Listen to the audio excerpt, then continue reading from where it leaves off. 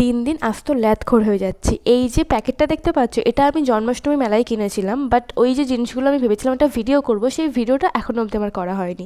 তো দুর্গা পুজো গেল, কালী পুজো গেলো, তার মধ্যেও আমার করা হলো না। তো ফাইনালি এখন আমার সময় হয়েছে ভিডিওটা করার। তো এই যে বক্সটা সেদিনকে কিনেছিলাম আমি, মানে সেই সময় মেলা থেকে কিনেছিলাম। এটা হচ্ছে আমি নেল পালিশ রাখার জন্য কিনেছিলাম মেনলি। আর ওটা বেশ দামটাও কম নিয়েছিল, 10 না 20 টাকা, কারণ মেলার জিনিস জানো তো, হরেক মাল 10 টাকা, 20 টাকা বা 30 টাকা এরকমই হয়। তারপরে এই প্লেটটা নিয়েছিলাম, এই যে দুটো ট্রে, যেটা আমার ভীষণ ভালো লেগেছে।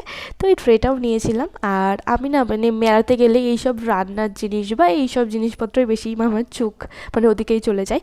তারপরে এই যে পুচকে পুচকে হচ্ছে বাটিগুলো কিনেছিলাম, ওই 3টে বাটি কিনেছিলাম। তারপরে এই 3টে বাটিও কিনেছিলাম। আর তারপরে যেটা সব থেকে আমার পছন্দ, সেটা হচ্ছে এই কিউটসা ছোট্ট পুচকে একটা টিফিন বক্স, যেটা আমি নিয়েছি ঠাকুরের জন্য।